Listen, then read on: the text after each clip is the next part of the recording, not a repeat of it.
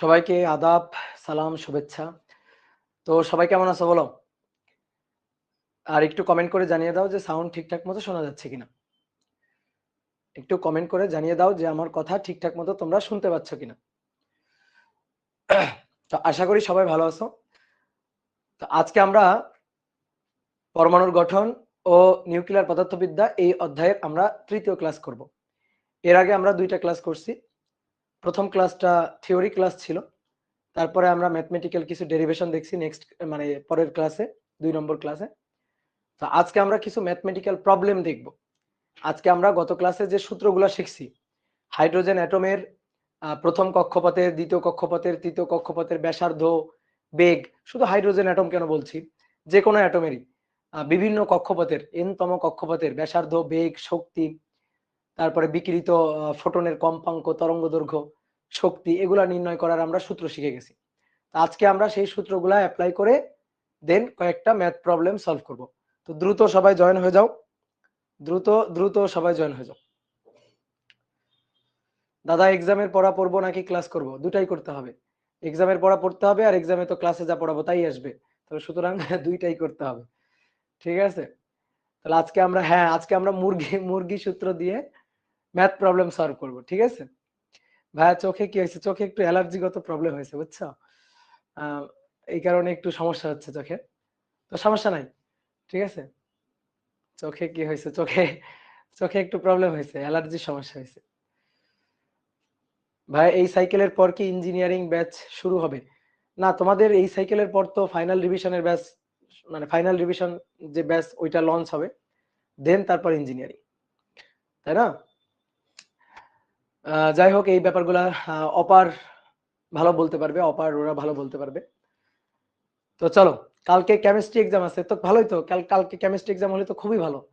আজকে যা পড়াবো এগুলো তো কেমিস্ট্রি, ঠিক আছে? আজকে যা পড়াবো তা তো কেমিস্ট্রি। ভাইয়া চশমা পরেন না হলে? চশমা তো আমি পরি না, আমার তো চোখের পাওয়ারের কোনো প্রবলেম নাই, বুঝছো? আচ্ছা যাই হোক, চলো আমরা শুরু করি।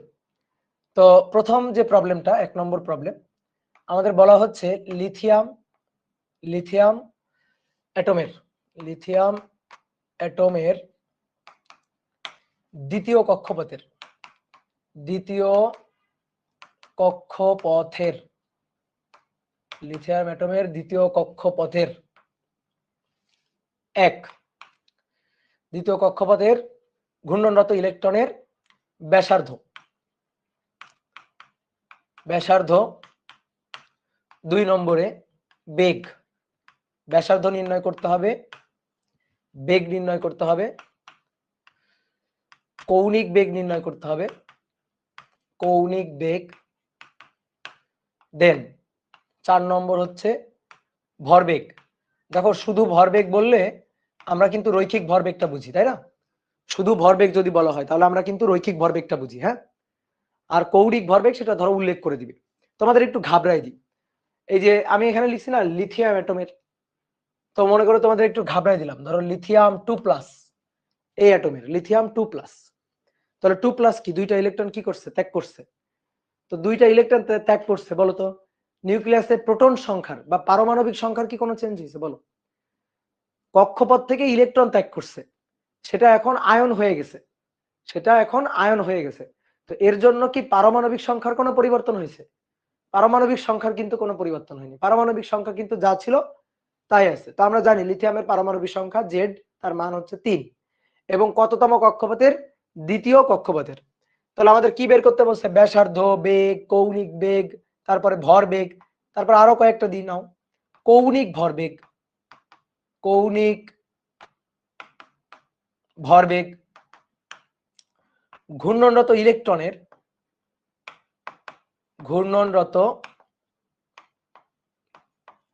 ইলেকট্রনের কম্পাঙ্ক পর্যায়কাল, অর্থাৎ কক্ষপথে একবার ঘুরে আসতে কত সময় লাগে সেটা, এবং কম্পাঙ্ক নির্ণয় করতে বলছে।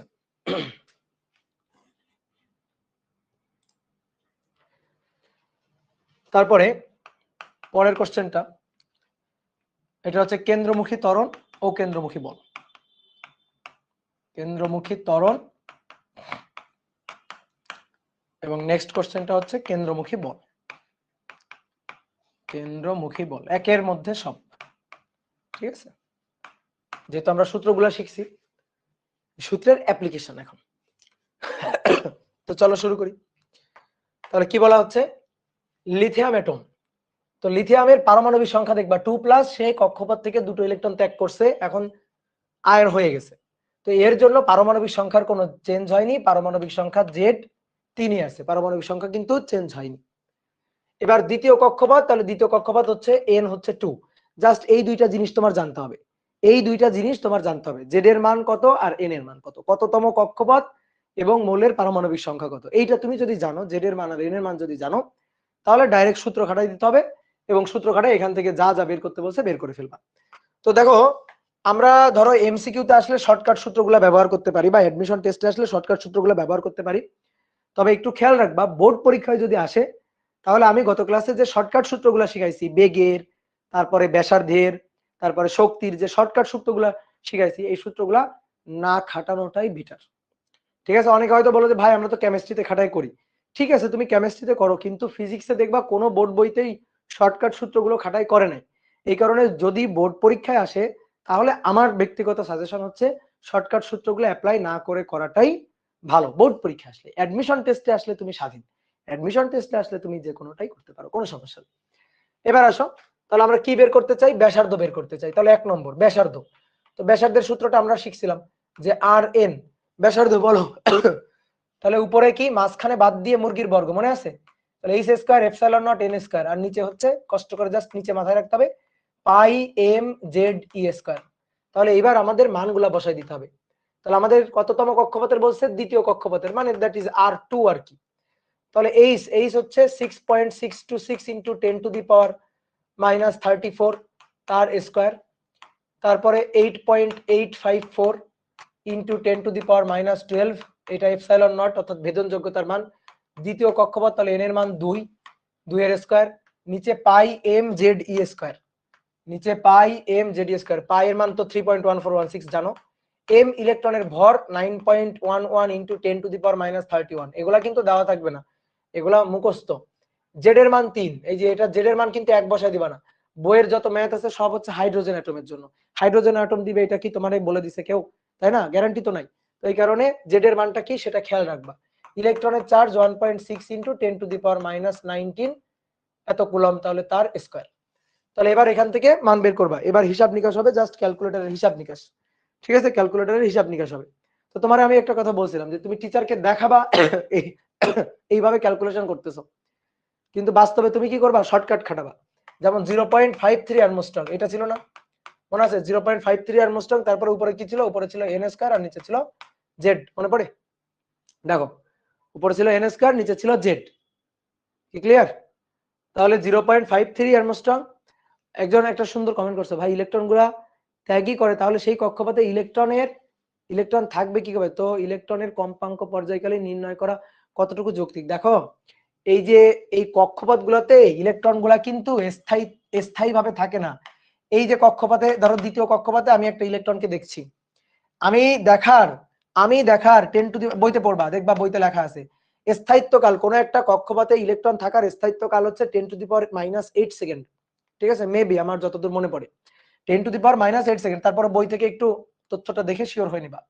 এই কক্ষপথটাকে আমি এই যে দ্বিতীয় কক্ষপথে দেখলাম, একটু পরে সে যে দ্বিতীয় কক্ষপথে থাকবে এর কোনো গ্যারান্টি নেই।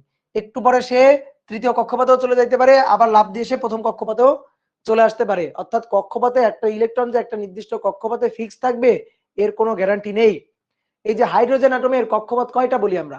হাইড্রোজেন অ্যাটমের ইলেকট্রন একটা, হাইড্রোজেন অ্যাটমের ইলেকট্রন একটা, তাই না? তাহলে কক্ষপথে একটা কক্ষপথ হওয়ার কথা, কিন্তু হাইড্রোজেন অ্যাটমের জন্য আমরা দ্বিতীয় কক্ষপথ, তৃতীয় কক্ষপথ কেন বলি? এগুলো হচ্ছে উত্তেজিত কক্ষপথ। প্রথম কক্ষপথকে বলা হয় ভূমি স্তর, প্রথম কক্ষপথকে বলা হয় ভূমি স্তর। এবার ইলেকট্রন যখন অন্য কোনোভাবে শক্তি গেইন করে, হ্যাঁ, কোনোভাবে যদি ফোটন দিয়ে হিট করা হয়, তাহলে সে শক্তি গেইন করবে, লাফ দিয়ে সে পরের কক্ষপথে, দ্বিতীয় কক্ষপথে চলে যাবে, ঠিক আছে। হাইড্রোজেনের আমরা এই যে একটা কক্ষপথ বলি না, আসলে একটা কক্ষপথ না, হাইড্রোজেন অ্যাটমের জন্য অসংখ্য কক্ষপথ আছে, কেমিস্ট্রিতে তোমরা পড়ছো না বামার সিরিজ, লাইমান সিরিজ পড়ছো না? ঠিক আছে, তো ওই জিনিসগুলো আমরা দেখাবো, আমি ওই জিনিসগুলো দেখাবো, বুঝছো? আমরা আসবো। তাহলে যেটা বলতেছিলাম, তুমি টিচারকে দেখাবা হচ্ছে তুমি হিসাব করতেছো এইভাবে, কিন্তু তুমি আসলে বাস্তবে কি করবে দেখো, আমার মতো চালাকি। 0.53 গুণ এন স্কয়ার, এন এর মান কত 2, তাহলে 2 এর বর্গ, ঠিক আছে, ডিভাইডেড বাই 3, জেড এর মান হচ্ছে 3। তাহলে এখান থেকে এই যে আমি মান পাচ্ছি হচ্ছে 0.706 এত অ্যারমস্ট্রং, বুঝছো? দেখো তো ঠিক আছে কিনা, বলো হিসাবটা ঠিক আছে কিনা, হিসাবটা ঠিক আছে কিনা। প্রোটন প্রদান করলে না ইলেকট্রন লাভ দেয়, ফোটন না দিলে কি এমন হবে? ফোটন না দিলে তো হবে না, সে কোনোভাবে শক্তি, আলো থেকে শক্তি গেইন করবে, আলো থেকে শক্তি গেইন করবে, ফোটন থেকে শক্তি গেইন করেই তো লাভ দিয়ে উপরের স্তরে যাবে, বুঝছো? এবার আসো দ্বিতীয় নম্বরটা। দ্বিতীয় কি বলছে, বেগ। তো বেগের সূত্র মনে আছে, vn, এটা সমান সমান Z E square divided by দুটো মুরগি 2h এপসাইলন নট n, ঠিক আছে? তাহলে ঠিক একইভাবে মান বসাবা। আমি তাহলে দ্রুত লিখে দিই, তুমি তো এখন বুঝেই গেছো কি করতে হবে। তাহলে জেড এর মান 3, 1.6 ইন্টু 10⁻⁻19 তার স্কয়ার ডিভাইডেড বাই 2, এইচ এর মান 6.626 বা 6.63, যেটাই বসাও না কেন কোনো সমস্যা নেই। 10⁻34, 8.854 ইন্টু 10⁻12, তারপরে এন এর মান কত, এন এর মান হচ্ছে দ্বিতীয় কক্ষপথ, এন এর মান 2। তাহলে এখান থেকে ভাইয়া হিসাব করবা, হিসাব করে এই বক্সের মধ্যে মান বসাই দিবা, এত মিটার পার সেকেন্ড, শেষ। ক্লিয়ার? ফারিয়া ইয়াসির ম্যাথ কয়টা করাইছে? ম্যাথ এই যে শুরু হইলো কেবল। এবার আসো কৌণিক বেগ বের করো। দেখো আমি তোমার একটা কথা বলছিলাম, যখন ডেরিভেশন করাই তখন বলছিলাম বেগ আর ব্যাসার্ধ হচ্ছে সবকিছু। বেগ আর ব্যাসার্ধ যদি তোমার জানা থাকে তাহলে তোমার বাদ বাকি সবকিছুই নির্ণয় করা সম্ভব। শুধু বেগ আর ব্যাসার্ধটা খুব ভালো করে মাথায় রাখবা, বেগ আর ব্যাসার্ধ, আর কিচ্ছু জানা লাগবে না। কৌণিক বেগ, ভর বেগ, রৈখিক ভরবেগ, কৌণিক ভরবেগ, কেন্দ্রমুখী ত্বরণ ইত্যাদি ইত্যাদি চাইতে পারে, চাক, সমস্যা নাই। তোমার সেগুলোর সূত্র জানা লাগবে না। অনেকে বলে ভাই কৌণিক বেগের সূত্র জানা লাগবে, কোনো দরকার নেই। তুমি দেখো কৌণিক বেগ লাগবে আমাদের, তাহলে 3 নম্বর কৌণিক বেগ। তো কৌণিক বেগ কি ওমেগা না? Omega, v equal to omega r, omega equal to v by r. তাহলে এই যে v n divided by r n, that is omega n. এবার তুমি দ্বিতীয় কক্ষপথের বেগ বের করছো 2 নম্বরে, 2 নম্বরে বেগ বের করছো, ব্যাসার্ধ বের করছো 1 নম্বরে, তাহলে 2 নম্বরের অ্যান্সারকে 1 নম্বরের অ্যান্সার দিয়ে ভাগ দিয়ে দিবা, ভাগ দিয়ে দিলে কৌণিক বেগ চলে আসবে, কৌণিক বেগ ওমেগা চলে আসবে, রেডিয়ান পার সেকেন্ড, শেষ। ভরবেগ, রৈখিক ভরবেগ, রৈখিক ভরবেগ, রৈখিক ভরবেগ P, P equal to MV, MV. তাহলে এম এর মান 9.11, 9.11 ইন্টু 10⁻31, তারপরে এর সাথে গুণ দিবা হচ্ছে ভিএন, এই যে ভিএন এর মান হচ্ছে 0.706 ইন্টু 10⁻10 মিটারে নিয়ে নিলাম। তাহলে এত কেজি মিটার পার সেকেন্ড কৌণিক রৈখিক ভরবেগ। দেন কৌণিক ভরবেগ, ঠিক আছে, এখন সবকিছু পারি আমরা। কৌণিক ভরবেগ, কৌণিক ভরবেগ এল, এল ইকুয়াল টু কি এম ভি আর। তাহলে এম ভি এন আর এন, এম ভি এর আর এন, এম এর মান 9.11, 9.11 ইন্টু 10⁻31 গুণ 2 নম্বরের অ্যান্সার গুণ 1 নম্বরের অ্যান্সার, শেষ। তারপরে বক্স, এত, ঠিক আছে। কৌণিক ভরবেগ, কৌণিক ভরবেগ, ঠিক আছে, কি ক্লিয়ার? এবার দেখো কৌণিক ভরবেগ বের করার আরেকটা উপায় শিখাই দিই, ভালো করে শোনো। তোমার বেগ চাই নাই, ব্যাসার্ধ চাই নাই, কৌণিক বেগ চাই নাই, কিচ্ছু চাই নাই, তোমার ডাইরেক্ট চাইছে কৌণিক ভরবেগ, এল চাইছে, ডাইরেক্ট এল চাইছে, ডাইরেক্ট তোমার এল চাইছে, তোমার বেগ ব্যাসার্ধ চাই নাই। তাহলে তুমি বলতে পারবে ভাই এই সূত্র দিয়ে করলে তো বেগ ব্যাসার্ধ বের করা লাগবে, তারপরে গিয়ে কৌণিক ভরবেগটা এল বের করতে হবে, তাই না? কথা বুঝছো? ভাই আর বসাই দিছেন ভি এর জায়গায়, কোথায় আর বসাই দিছি ভি এর জায়গায়? ও ও হো, sorry sorry sorry sorry sorry, আর বসাই দিছি, আসলেই তো ভি এর জায়গায় তো আর বসাই দিছি, এই যে চোখে একটু সমস্যা হয়ে গেছে বোঝা যাচ্ছে। গুণ আচ্ছা বেগ হচ্ছে 2 নম্বরে, 2 নম্বরের অ্যান্সার বক্স, এত কেজি মিটার পার সেকেন্ড, ঠিক আছে। তো এবার আসো, ধরো বেগ ব্যাসার্ধ চাই নাই কিন্তু কৌণিক ভরবেগ বের করতে বলছেন, তো বেগ ব্যাসার্ধ বের না করে কৌণিক ভরবেগ বের করা যায়। কেন? বোর মডেলের স্বীকার্য NH/2 পাই। কৌণিক ভরবেগ চাইলে এটা খাটাই দিবা ডাইরেক্ট NH/2 পাই।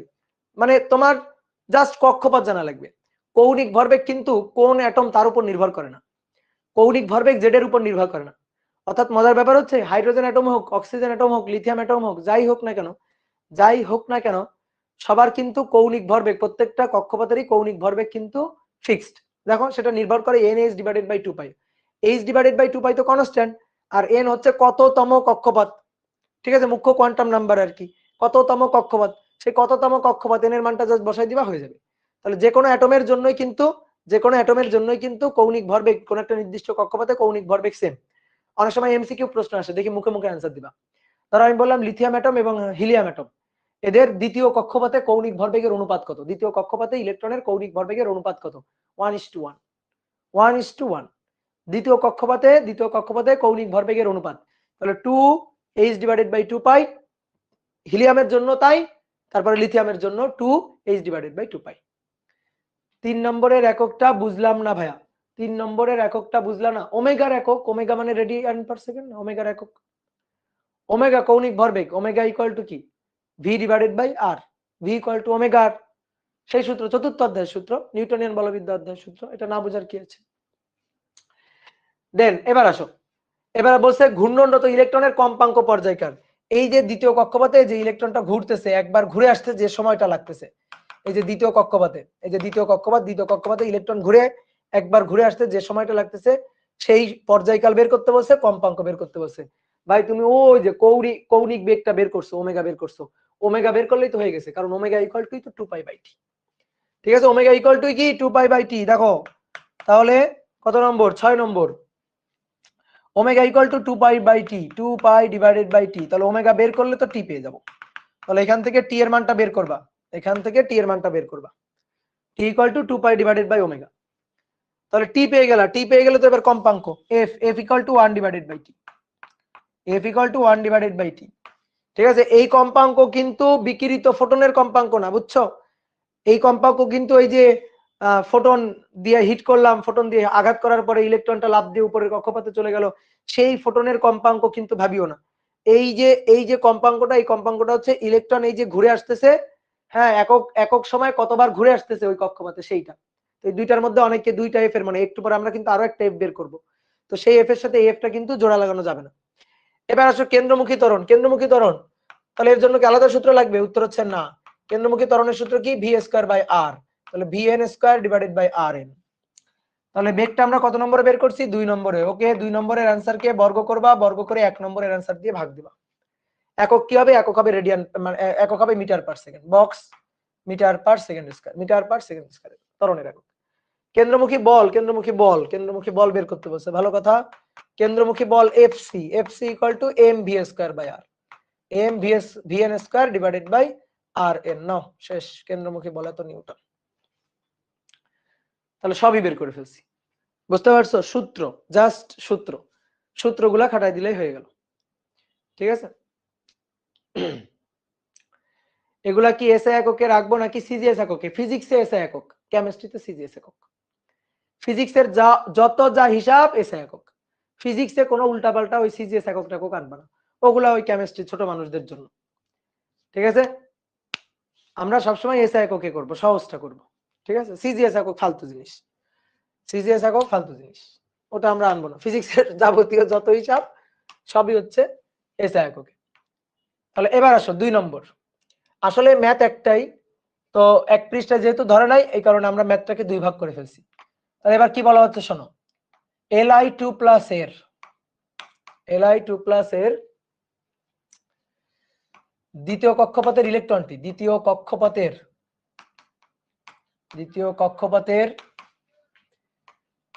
ইলেকট্রনটি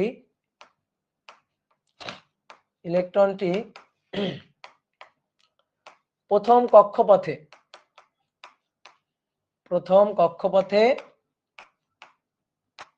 নেমে আসলে, দ্বিতীয় কক্ষপথের ইলেকট্রনটি প্রথম কক্ষপথে নেমে আসলে এক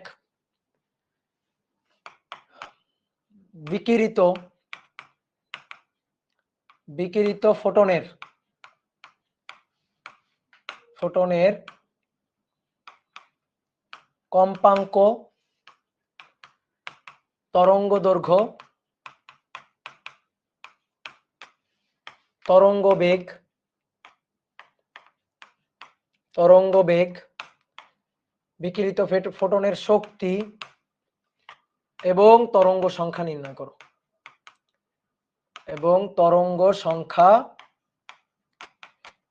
নির্ণয় করো ঠিক আছে। আর 2 নম্বর হচ্ছে দ্বিতীয় কক্ষপথে থাকাকালীন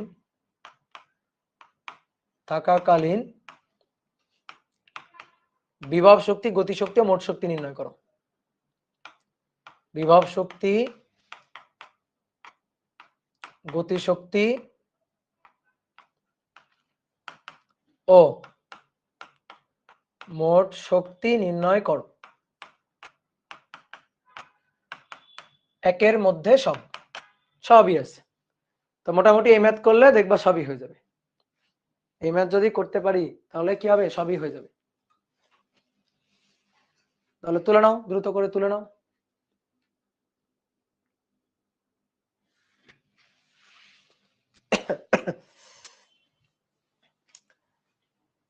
দেখো আসো একটু চিত্র এঁকে বুঝি ব্যাপারটা।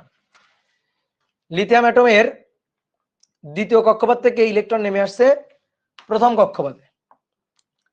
ইলেকট্রন দ্বিতীয় কক্ষপথে ছিল, সেখান থেকে ইলেকট্রন প্রথম কক্ষপথে নেমে আসছে। তাহলে দ্বিতীয় কক্ষপথে ইলেকট্রন যখন প্রথম কক্ষপথে নেমে আসবে তখন সে তো শক্তি বিকিরণ করবে নাকি শক্তি শোষণ করবে? বলো। শক্তি বিকিরণ করবে। বিকিরণ করলে শক্তি কমে যাবে, লাফ দিয়ে সে নিচের স্তরে চলে আসবে। আর শক্তি যদি শোষণ করতে লাফ দিয়ে উপরের স্তরে যেত। তো আমাদের তো বলেই দিছে যে দ্বিতীয় কক্ষপথের ইলেকট্রনটি প্রথম কক্ষপথে নেমে আসে। তাহলে শক্তি বিকিরণ করবে, সেই বিকিরিত শক্তিটাকে আমরা কি হিসাবে দেখতে পারবো? বর্ণালী।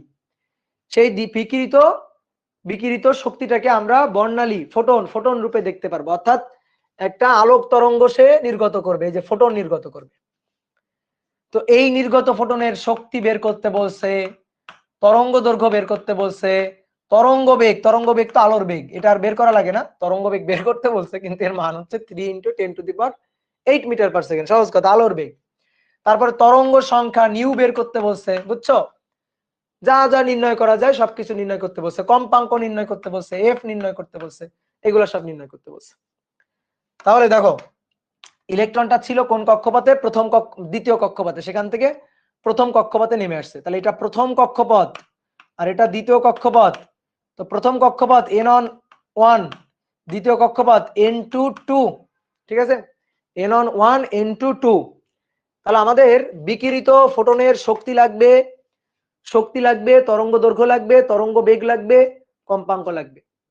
এখন সূত্র অনেকগুলো শিখাইছিলাম না? একটু খাতা উল্টায় দেখো। শক্তির সূত্র শিখাইছিলাম, সেখান থেকে তরঙ্গ দৈর্ঘ্য, তরঙ্গ বেগ, তরঙ্গ সংখ্যা, কম্পাঙ্ক সবই তোমার শেখানো হয়েছিল।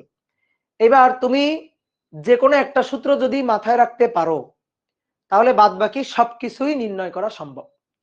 এবার আমি তোমার একটা সাজেশন দিই, তুমি শুধু তরঙ্গ দৈর্ঘ্যের সূত্রটা মাথায় রাখবা, 1/λ সূত্রটা মাথায় রাখবা, তাহলে সবই সম্ভব। ঠিক আছে? 1/λ সূত্রটা মাথায় রাখবা, এটা সহজ, যেহেতু ওই যে আমরা কনস্ট্যান্টটা, রিডবার্গ কনস্ট্যান্টটা একসাথে এক মানটা বসাই দিতে পারবো সাথে সাথে। ঠিক আছে? আর এইচ এর মানটা বসাই দিতে পারবো, তাহলে আমরা ল্যামডা পেয়ে যাবো। ওখান থেকে একে একে সবই পাওয়া যাবে। তোমার যদি মনে হয় না ভাই আমি অন্যান্য সূত্রগুলো মাথায় রাখবো, শিখবো, আমার কোনো আপত্তি নেই। কিন্তু আমি তোমাকে বলতেছি দ্রুত ম্যাথ করার স্বার্থে যে তুমি একটা সূত্র মাথায় রাখিও, বাকিগুলো মাথায় রাখার দরকার নেই, বাকিগুলো ফেলে দাও। দেখো আমি আমি তোমাকে ম্যাথ করে দিচ্ছি। 1 নম্বরটা আমি প্রথমে এই যে 1/λ, আমি ল্যামডাটাই বের করবো, ল্যামডাটাই আমরা হিসাব করতে চাই। তাহলে 1/λ এটা সমান সমান কি ছিল? এটা সমান সমান ছিল z² r/h, এই যে Rydberg constant, z² r/h Rydberg constant. তারপরে 1/n1² - 1/n2²। এই n1 হচ্ছে প্রথম কক্ষপথ আর n2 হচ্ছে দ্বিতীয় কক্ষপথ। প্রথম কক্ষপথ, দ্বিতীয় কক্ষপথ, ঠিক আছে? এমডি জাহিদ হাসান বলছে তৃতীয় কক্ষপথ থেকে দ্বিতীয় কক্ষপথে আনলে কি একই ঘটনা ঘটবে? একই ঘটনা ঘটবে মানে কি, এর শুধু মান চেঞ্জ হবে। n2 এর মান হবে তখন 3 আর n1 এর মান হবে তখন 2। ঠিক আছে? মানে সহজ কথা, লোয়ার অরবিট আমরা এন অনটাকে বলবো সবসময় lower orbit. Lower orbit, lower orbit কোন কক্ষপথ থেকে কোন কক্ষপথে যাচ্ছে ডাজ নট ম্যাটার। আমি যদি বলতাম প্রথম থেকে দ্বিতীয় কক্ষপথে যাচ্ছে, অনেকে ভাবে ভাই প্রথম থেকে যদি দ্বিতীয় কক্ষপথে যাইতো তাহলে এখানে কি N2 আর এখানে কি N1 লিখতাম? না, লিখতাম না, লিখতাম না। আমার দরকার বিকিরিত বা শোষিত শক্তির পরিমাণ। তুমি যদি N1 আর N2 উল্টাপাল্টা করে লেখো জাস্ট মাইনাস আসবে সামনে, আমার মাইনাস নেওয়ার দরকার নেই ভাই। শক্তি বিকিরিত করলেও আমি শক্তি প্লাস নিব, শক্তি শোষণ করলেও আমি শক্তি প্লাস নিব। আমার দরকার শক্তির পরিমাণটুকু, কতটুকু শক্তি শোষণ করলো, কতটুকু শক্তি বিকিরণ করলো, আমার এই পরিমাণটুকু দরকার। তো পরিমাণটুকুর জন্য আমি সবসময় প্লাস মান নিব। এই কারণে প্লাস মান নেওয়ার জন্য আমার N1 টা সবসময় লোয়ার অরবিট আর N2 টা সবসময় আপার অরবিট। N2 সবসময় আপার অরবিট, আপার অরবিট। ঠিক আছে, তাহলে এখানে N1 লোয়ার অরবিট, সেই লোয়ার অরবিটের এই যে মান হচ্ছে N1 ইকুয়াল টু 1 প্রথম কক্ষপথ, আর আপার অরবিটটা হচ্ছে 2। তো এখানে মানগুলা বসাই দিব, মানগুলা বসাই দিলে কাজ শেষ। তাহলে আসো দেখি হিসাব করি। 1 divided by lambda Z square, জেড এর মান তো 3, 3 স্কয়ার। আর এইচ বড় রিডবার্গ কনস্ট্যান্টের মানটা বলো। 1 পয়েন্ট কি ছিল 1.096 into 10 to the power 7, 1.096 into 10 to the power 7, sorry 7, হ্যাঁ। 1 ডিভাইডেড বাই N1, N1 এর মান 1, ঠিক আছে, 1 এর স্কয়ার করলে তো আর একই, মাইনাস 1 ডিভাইডেড বাই 2 স্কয়ার। তাহলে এখান থেকে এবার অতএব ল্যামডাটা পাবো। হ্যাঁ, তাহলে আসো বাদবাকি ভরসা ক্যালকুলেটর। তাহলে 1 minus 1 divided by 4 into 3 square into 1.096 exponential function 7। তাহলে এখান থেকে আমরা এটা পাইলাম হচ্ছে ল্যামডার 1 বাই ল্যামডার মান, এবার ইনভার্স করে দিলে ল্যামডাটা পাবো। তো 1.351 into 10 to the power minus 8, 10 to the power minus 8 এত মিটার, এইটা হচ্ছে তরঙ্গ দৈর্ঘ্য। কি বুঝছো?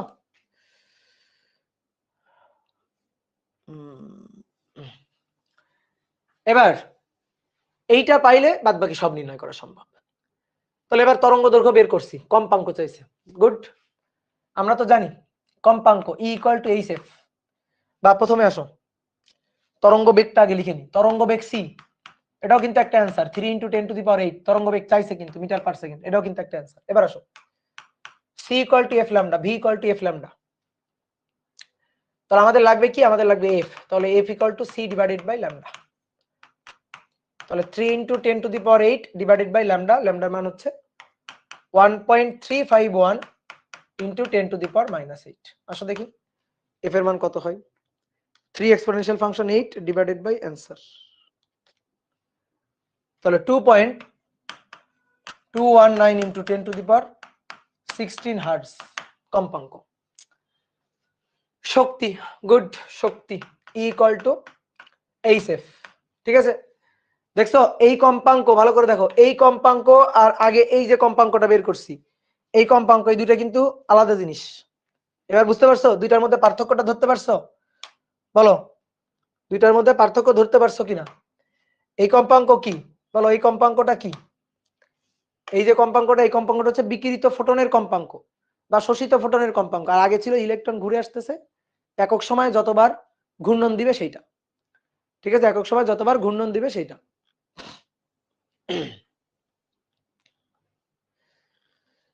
তাহলে এবার E equal to h F, H এর মান 6.626 into 10 to the power minus 34 into F 2.219 into 10 to the power 16 hertz.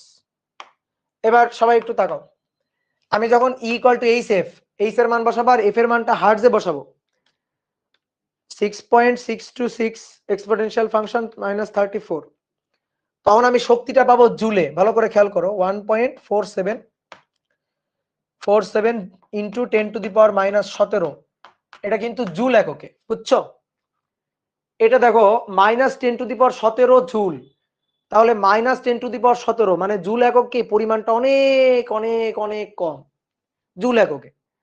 তো আমরা যদি এই এককটাকে চেঞ্জ করে ইলেকট্রোভোল্ট এককে নিয়ে আসতে চাই, ইলেকট্রোভোল্ট এককে নিয়ে আসতে চাই, তাহলে ইলেকট্রোভোল্ট এককে নিয়ে আসতে গেলে কি করতে হয়? ইলেকট্রনের চার্জ দিয়ে ভাগ দিতে হয়, তাই না? ইলেকট্রনের চার্জ দিয়ে ভাগ দিতে হয়। তাহলে আমরা ইলেকট্রোভোল্ট এককে আনতে চাই, তাহলে সুন্দর করে এটাকে ভাগ দিবা, জুলকে ভাগ দিবা 1.6, অনেকে হয়তো জানো এটা অলরেডি, 10⁻⁻19। তাহলে 1.6 এক্সপোনেনশিয়াল ফাংশন -19, তাহলে ইলেকট্রোভোল্ট এককে চলে আসবে। তাহলে 91.91 এত ইলেকট্রোভোল্ট। দেখো ঠিক আছে কিনা, ঠিক আছে, 91.91 এত ইলেকট্রোভোল্ট, ঠিক আছে। তাহলে শক্তি নির্ণয় গেল। তরঙ্গ সংখ্যা হচ্ছে 1/λ, হচ্ছে তরঙ্গ সংখ্যা। তরঙ্গ সংখ্যা চাইছে, তো তরঙ্গ সংখ্যা কি 1/λ, এটা হচ্ছে তরঙ্গ সংখ্যা।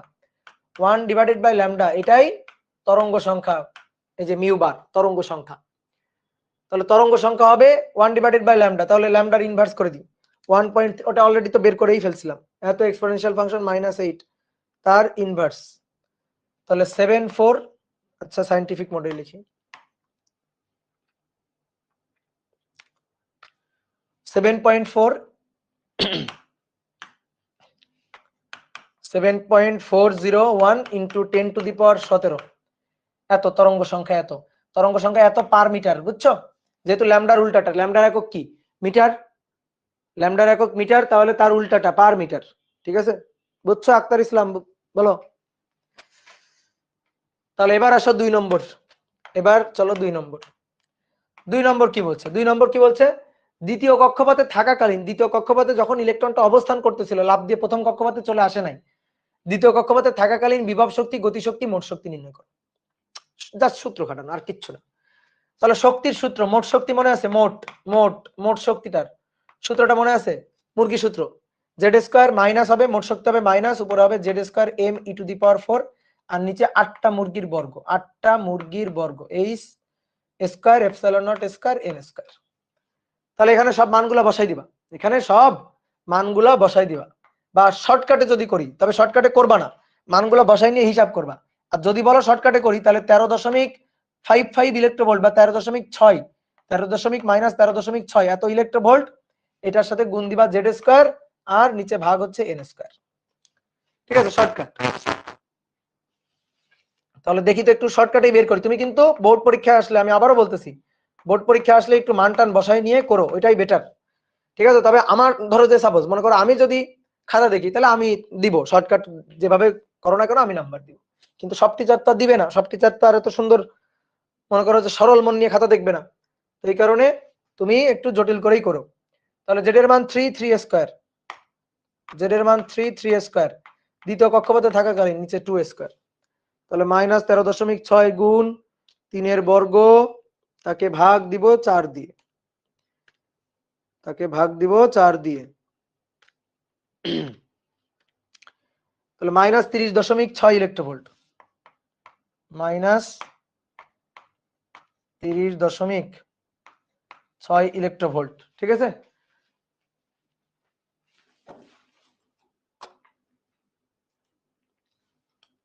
তাহলে এবার তোমরা একটু বিভব শক্তি গতিশক্তিটা নিয়ে ভাবো তো, ভাবো বিভব শক্তি গতিশক্তিটা নিয়ে ভাবো।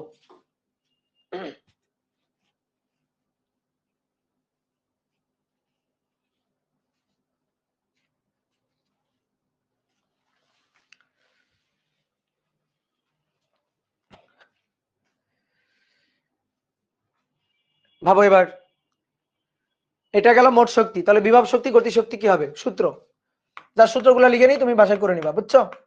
গতিশক্তি আমি তোমাদের শর্টকাট একটা কথা বলছিলাম, শর্টকাট একটা কথা বলছিলাম যে গতিশক্তি হবে মোট শক্তির, বলো দেখি বিভব শক্তি গতিশক্তির মধ্যে সম্পর্কটা বলো, বিভব শক্তি গতিশক্তির মধ্যে সম্পর্কটা বলো। তাকাইতে হতেছি না।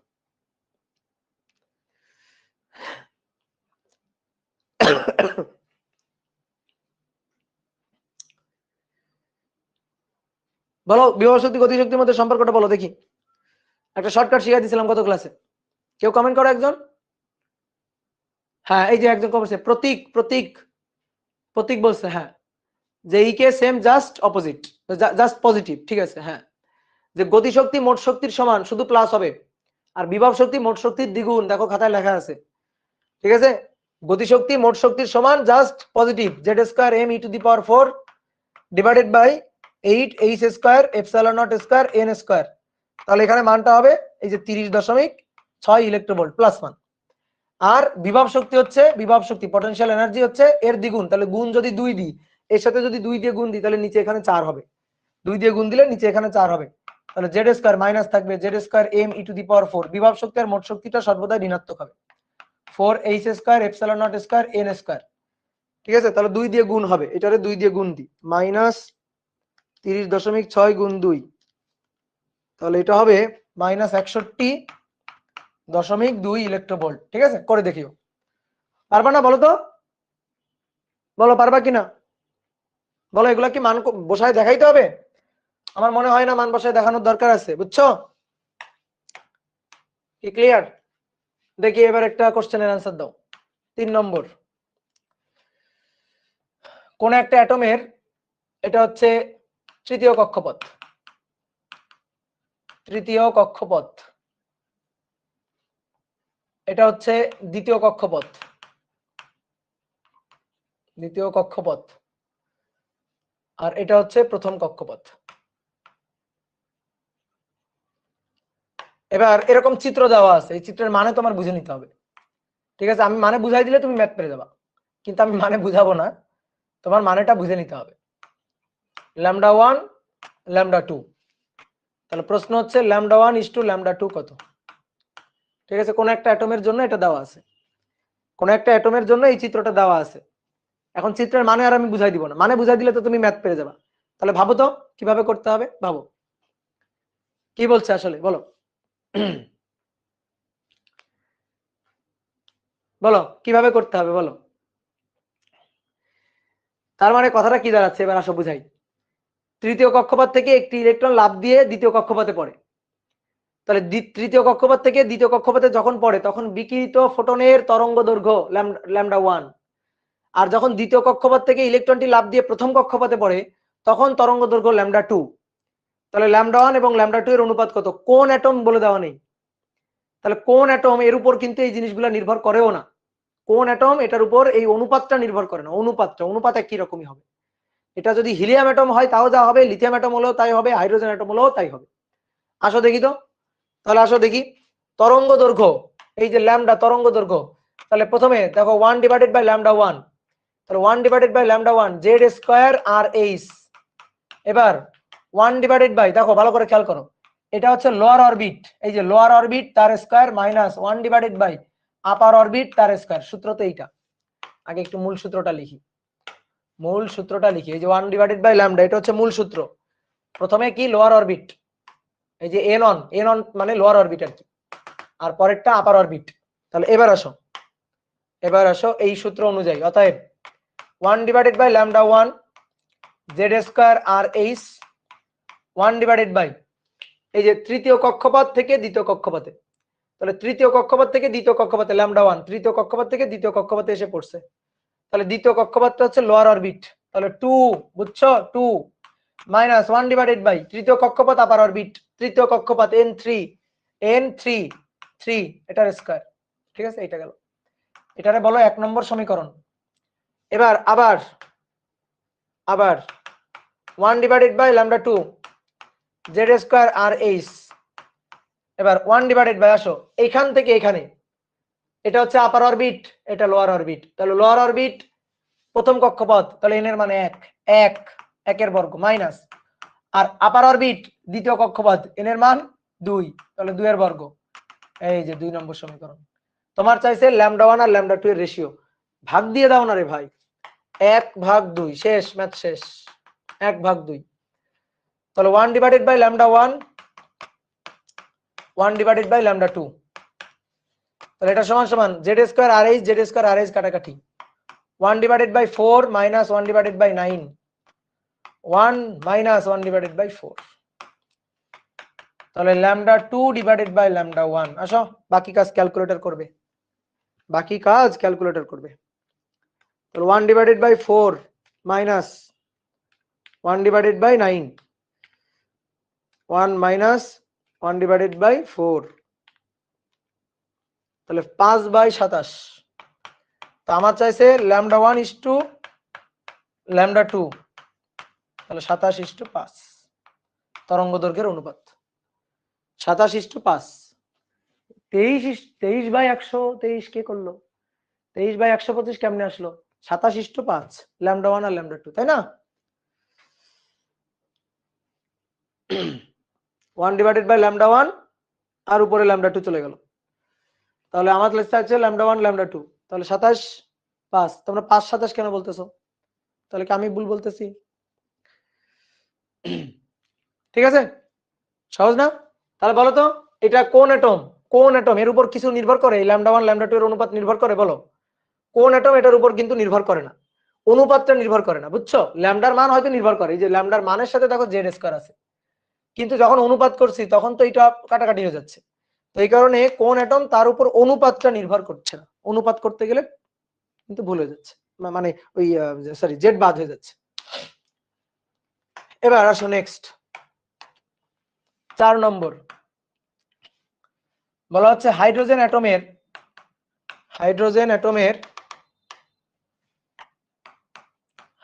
অ্যাটমের ভূমি স্তরের, ভূমি মানে প্রথম কক্ষপথ আর কি, ভূমি স্তরের শক্তি, ভূমি স্তরের ইলেকট্রনের শক্তি -13.6 ইলেকট্রোভোল্ট দেওয়া আছে। ঠিক আছে, খুব উপকার করছে এটা বলে দিয়ে, ঠিক আছে, এটা আমরা না বললেও জানি। এবার কি বলছে শোনো, একটি 2.46 × 10⁻16 হার্টজ কম্পাঙ্কের বিকিরণ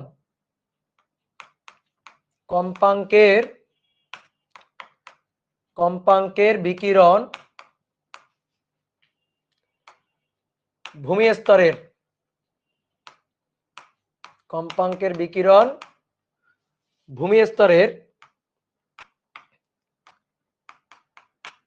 ইলেকট্রনটিকে আঘাত করলে তা উত্তেজিত কোন কক্ষপথে প্রবেশ করে, কোন কক্ষপথে গমন করে।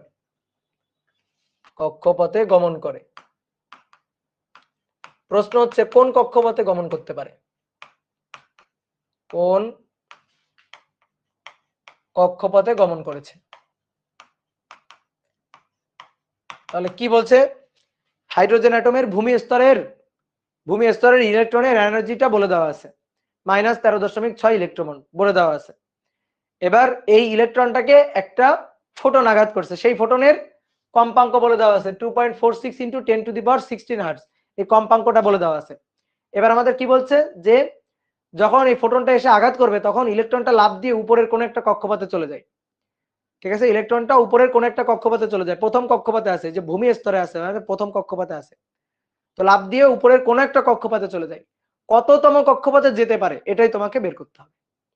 ঠিক আছে, আমি তোমাকে কি বলছি, এই যে যখন ইলেকট্রন লাফ দিয়ে উপরের কক্ষপথে বা লাফ দিয়ে নিচের কক্ষপথে যাবে, শক্তি বিকিরণ বা শোষণ করবে, তখন তুমি খালি একটা সূত্রে মাথায় রাখবা, 1/λ = z² RH 1/n² - 1/n²।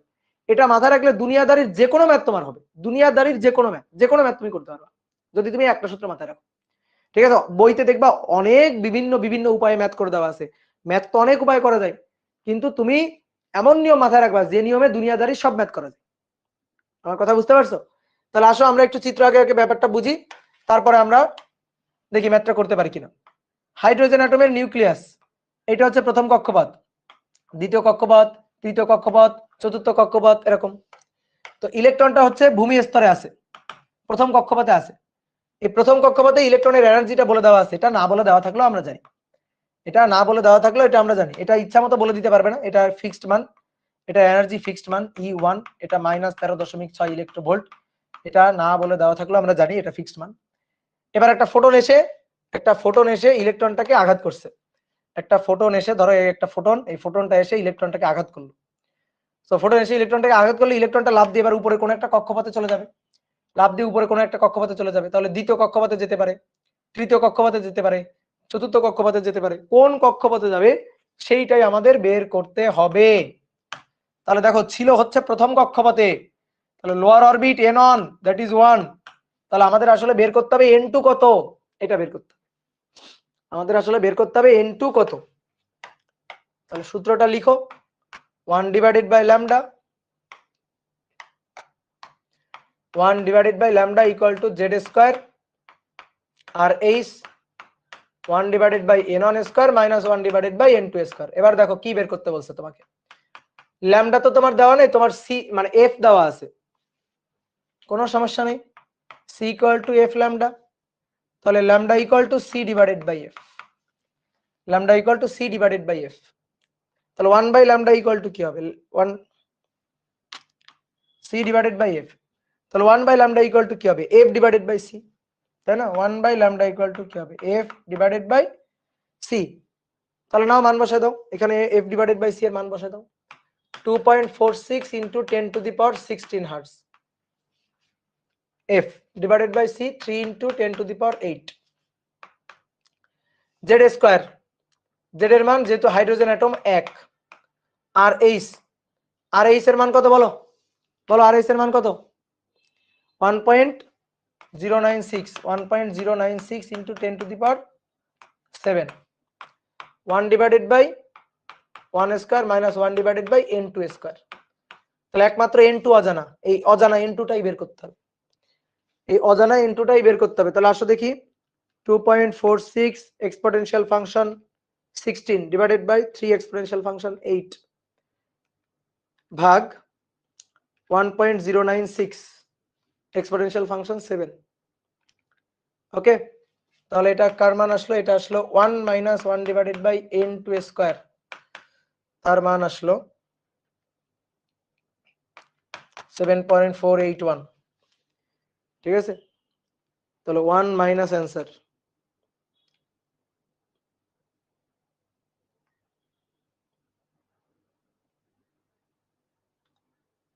1 minus answer,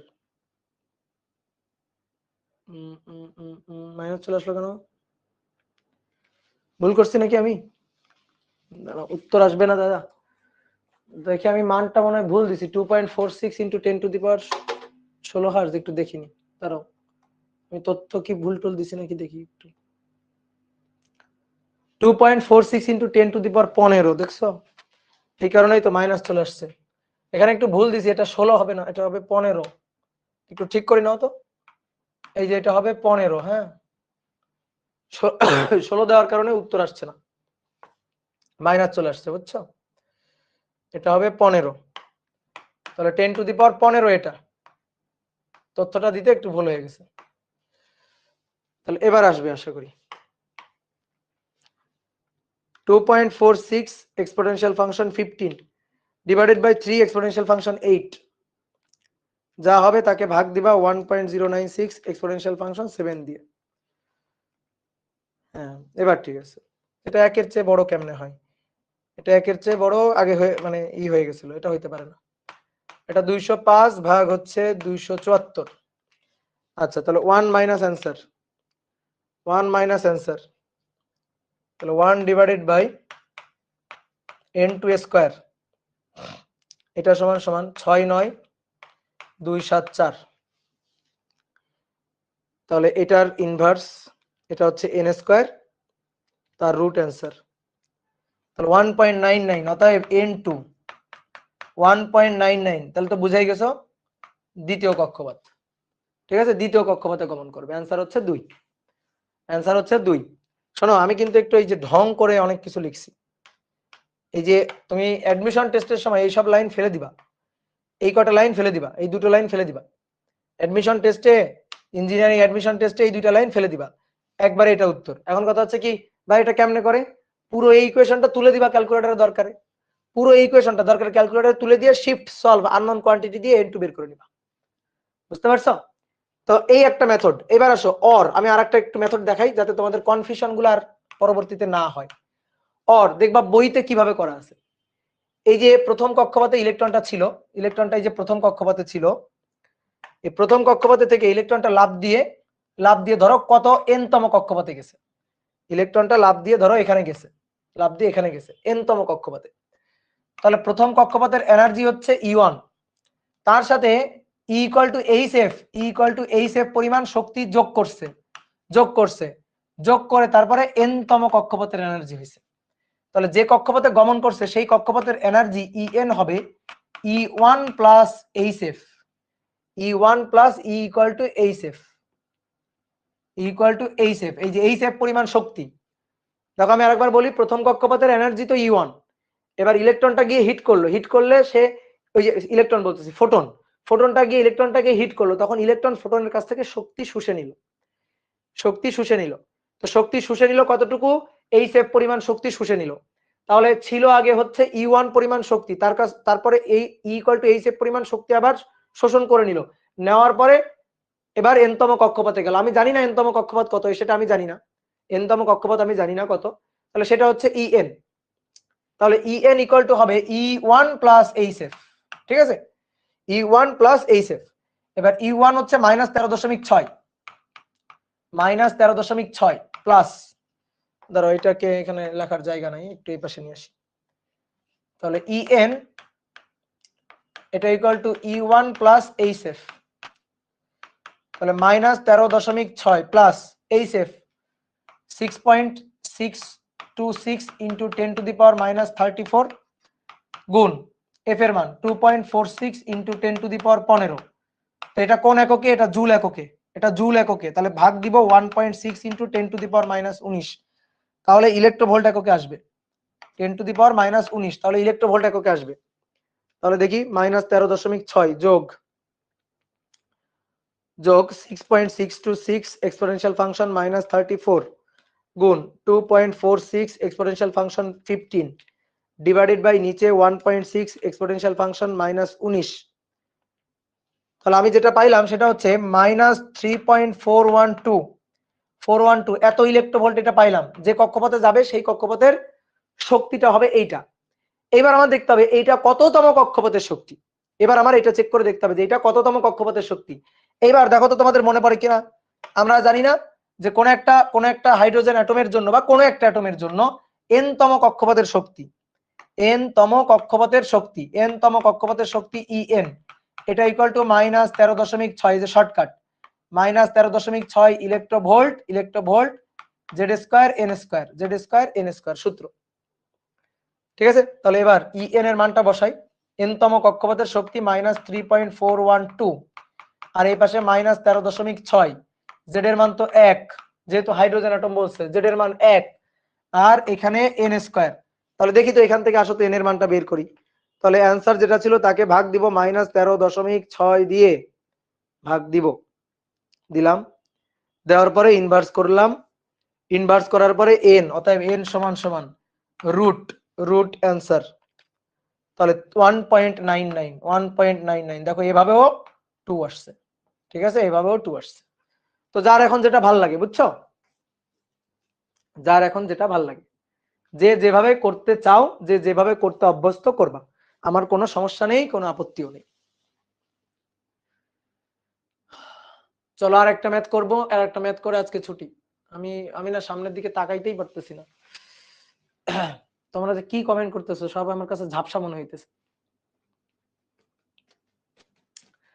তো চলো আর একটা ম্যাথ করে ছুটি দিয়ে দিব আজকে। তুলছ দ্রুত।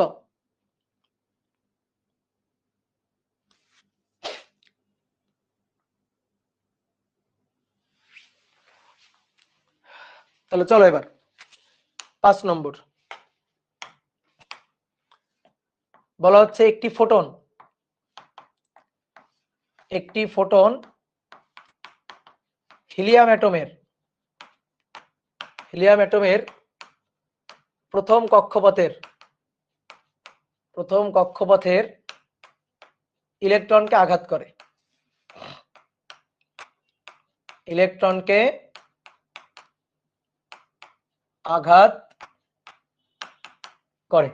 একটি ফোটন হিলিয়াম অ্যাটমের প্রথম কক্ষপথের ইলেকট্রনকে আঘাত করে, ফলে ইলেকট্রনটি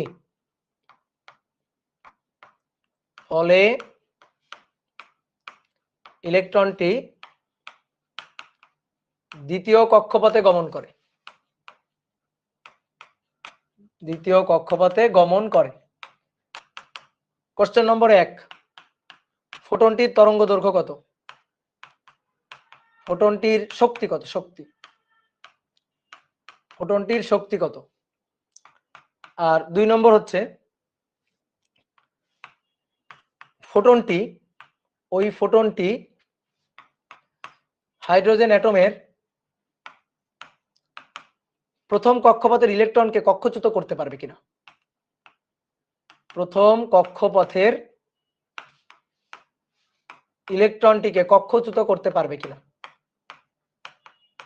ইলেকট্রনটিকে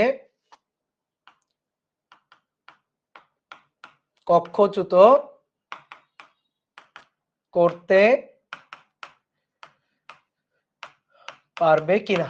ঠিক আছে, তো চলো দেখো প্রথম ম্যাথটা তুমি পারবা। আসলে এই অধ্যায়ের দেখবা এই অংশের ম্যাথে আর ঘোরানো পেছানো তেমন কিছু নাই। ঠিক আছে, আর ঘোরানো পেছানো তেমন কিছু নাই, সবই ঘুরে ফিরে একই জিনিস, সবই ঘুরে ফিরে একই সূত্র। সেকেন্ড পার্টের একটা সুবিধা আছে, সেকেন্ড পার্টের একটা সুবিধা হচ্ছে তোমার পেছানো ম্যাথ আসে না, ঘুরানো পেছানো ম্যাথ আসে না। ঠিক আছে, সেকেন্ড পার্টের একটা সুবিধা হচ্ছে ঘুরানো পেছানো ম্যাথ আসে না।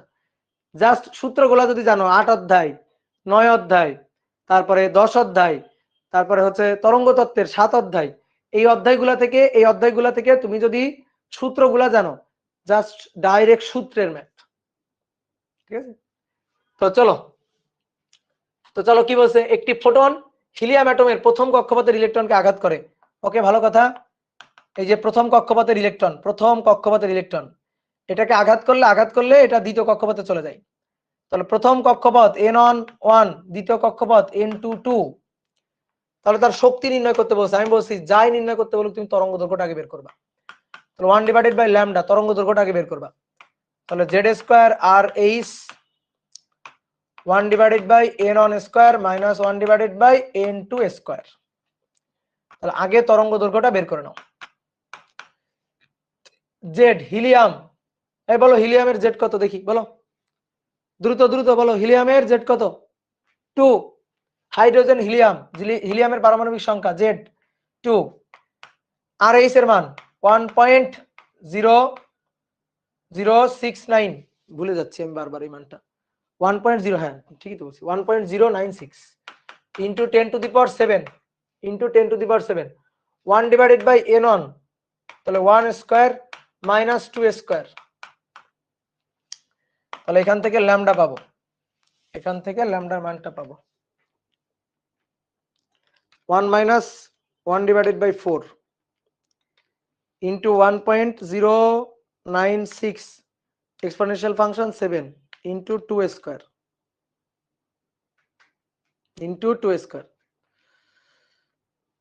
এর ইনভার্স।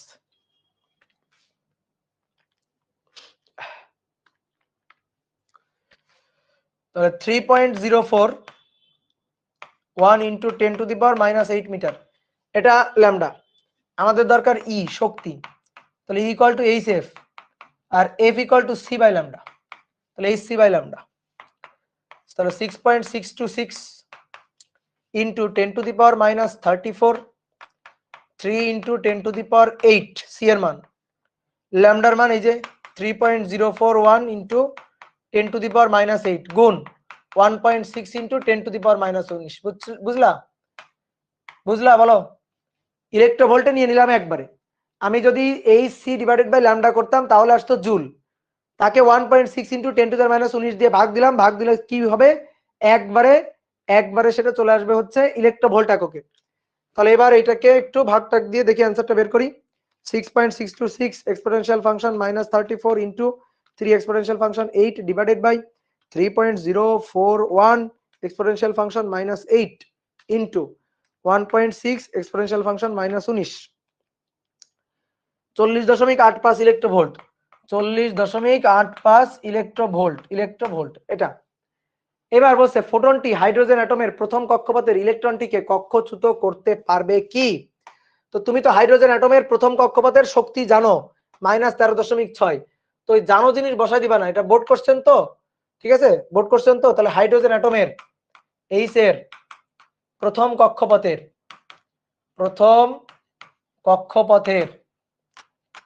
ইলেকট্রনের শক্তিটা আগে বের করবে একটু, ইলেকট্রনের শক্তি এটা তুমি আগে একটু বের করে নিবা। এটা তো বের করা এমন কঠিন কাজ কিছু না। মুরগি সূত্র minus Z square M E to the power 4 divided by H square, 8টা মুরগির বর্গ, 8 H square epsilon naught square N square. তো মানগুলো বসাইও, হ্যাঁ বসাইলে তো -13.55 বা -13.6 ইলেকট্রোভোল্ট এটাই তো পাওয়া যাবে। ঠিক আছে, এইবার বলো এই ফোটনটা হাইড্রোজেন অ্যাটমের প্রথম কক্ষপথের ইলেকট্রনটাকে কক্ষচ্যুত করতে পারবে কিনা।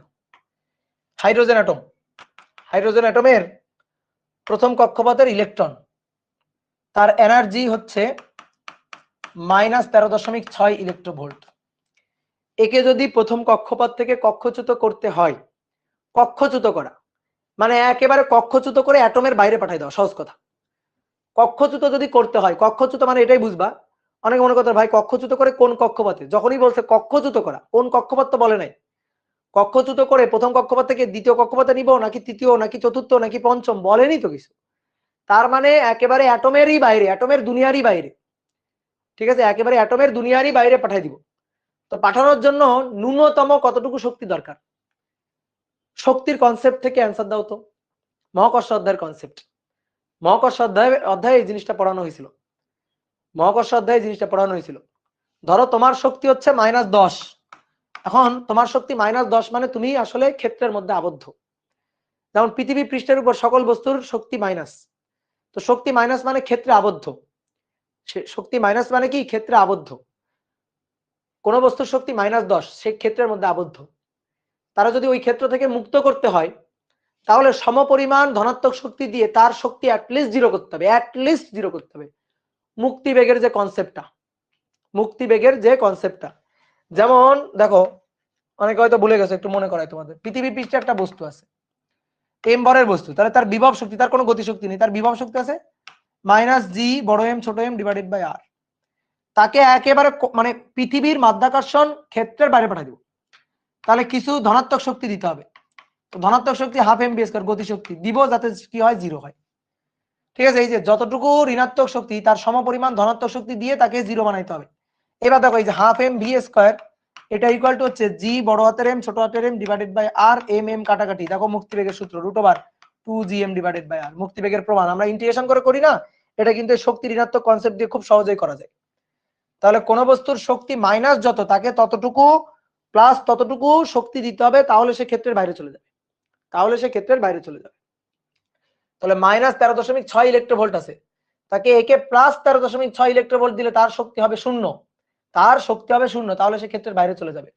কিন্তু আমি তার চেয়েও বেশি পজিটিভ শক্তি দিচ্ছি, তার চেয়েও বেশি পজিটিভ শক্তি 40.85 ইলেকট্রোভোল্ট, তাহলে ক্ষেত্রের বাইরে তো যাবে, যাওয়ার পরে ইলেকট্রনের আবার বেগও থাকবে, শক্তিও থাকবে। ক্ষেত্রের বাইরে তো যাবে, যাওয়ার পরে তার শক্তিও আবার থাকবে। তা তুমি কিভাবে অ্যান্সার দিবা, তুমি অ্যান্সার দিবা হচ্ছে ফোটনের শক্তি, এভাবে অ্যান্সার দিবা যে ফোটনের শক্তি, এই ফোটনের শক্তিটা হচ্ছে ই ইকুয়াল টু 40.85 ইলেকট্রোভোল্ট ফোটনের শক্তি। তাহলে এই যে মডুলাস ফোটনের শক্তি, modulus E is greater than modulus E by E, এটা তো ধনাত্মক কি, এটার আর মডুলাস কি, E is greater than modulus ই1 -13 এই ইলেকট্রনের এনার্জি হচ্ছে -13.6 ইলেকট্রোভোল্ট, কিন্তু ফোটন তার চেয়েও বেশি শক্তি দিচ্ছে, তার চেয়েও পজিটিভ বেশি শক্তি দিচ্ছে। তাহলে ইলেকট্রনের শক্তির যে মানটা, তার মডুলাস মানটা এটা হচ্ছে এটার চেয়ে ফোটনের শক্তিটা বেশি, তাহলে ফোটন তো ইলেকট্রনকে হিট করে আঘাত করে কক্ষচ্যুত করে দিতে পারবে। তাহলে উত্তর হচ্ছে হ্যাঁ, উত্তর হচ্ছে হ্যাঁ পারবে। ঠিক আছে, উত্তর হচ্ছে হ্যাঁ পারবে। কি ক্লিয়ার? তো আরো দু একটা ম্যাথ করানোর ইচ্ছা তো ছিল আর একটু, বুঝছো, তো করাবো, নেক্সট দিন করাবো, সমস্যা নেই। ঠিক আছে, আজকে এমনি ভাবছিলাম যে ক্লাসটা নিব কি নিব না, তো ভাবলাম নিয়ে নি, একটু ঢুকি।